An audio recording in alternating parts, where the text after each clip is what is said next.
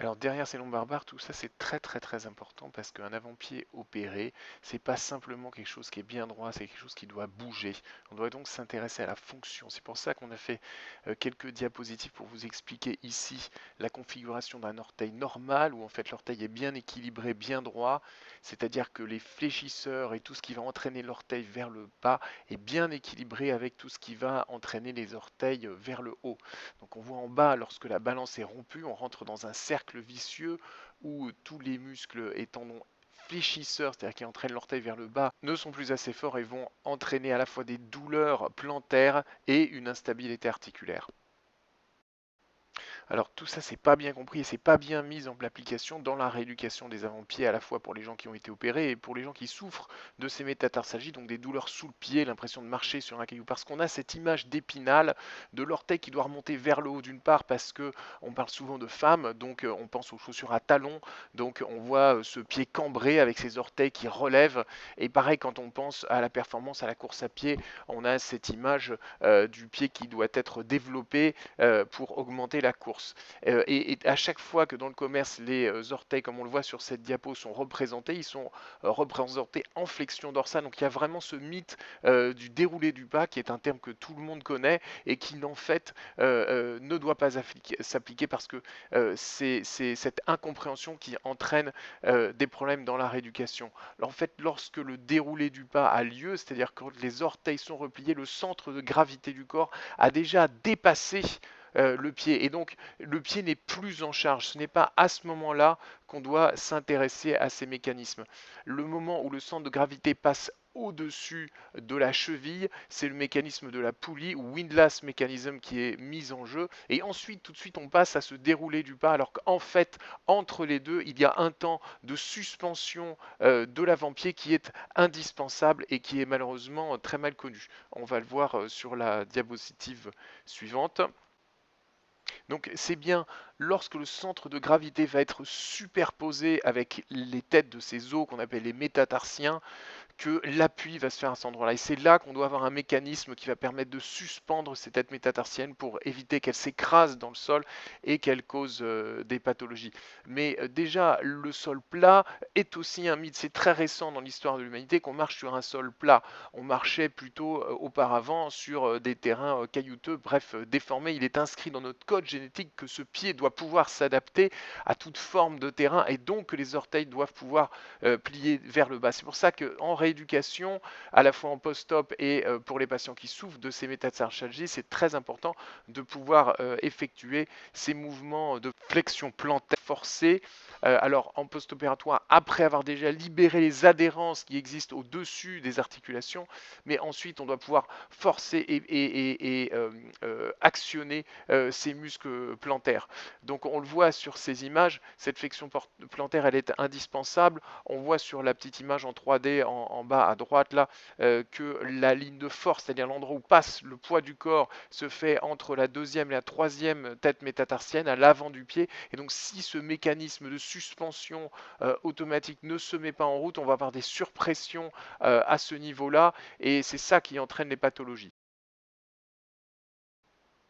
Alors, voici des diapositives pour vous expliquer ce principe biomécanique. Donc, le pied va se comporter comme une suspension longitudinale au moment où le poids du corps va passer au-dessus de la cheville. L'aponévroplantaire va se mettre en tension de façon passive pour soutenir le poids du corps. Mais ce n'est pas tout. Il y a aussi un muscle, tous les muscles de la plante du pied qui vont agir comme des structures actives qui vont se contracter. Voici cette suspension active qui va se contracter pour éviter l'affaissement de la voûte plantaire. Mais ce qui nous intéresse ici surtout, c'est qu'est-ce qui va passer au moment où le poids du corps passe au-dessus des têtes métatarsiennes. À ce moment-là, le muscle va lutter contre l'étirement, il va se contracter, il va soulever la tête métatarsienne agissant comme une sorte de suspension. Et donc c'est ce petit mécanisme qui a une importance fondamentale, qui n'est pas bien connu, qui entraîne des zones d'ombre dans la rééducation des patients, et surtout dans leur auto-rééducation. On voit aussi ici qu'une fois que le poids du corps a passé les têtes métatarsiennes, celles-ci ne sont plus chargées et le déroulé du pas se fait de façon passive. N'oublions pas que dans un cadre post-opératoire, il va y avoir un enraidissement. D'ailleurs, pas que en post-opératoire, pour toute immobilisation. On voit sur ces radios, par exemple, que les os vont finir par consolider. C'est la même chose pour les capsules articulaires.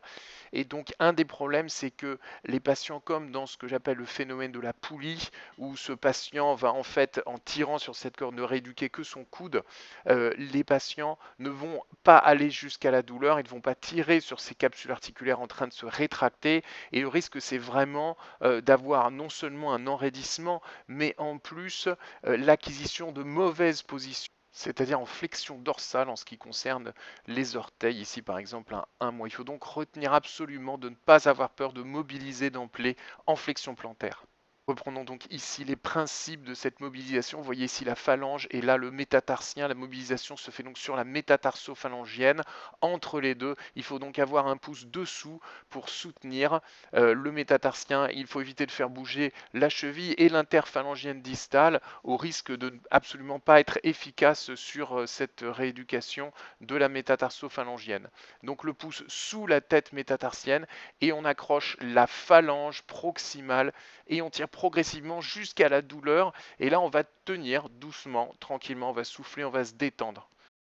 Une fois que cette rééducation passive est faite, on a pu libérer les adhérences, redonner de la souplesse à l'articulation en passif, c'est-à-dire que ce sont nos doigts qui font bouger nos orteils. On va pouvoir passer en actif.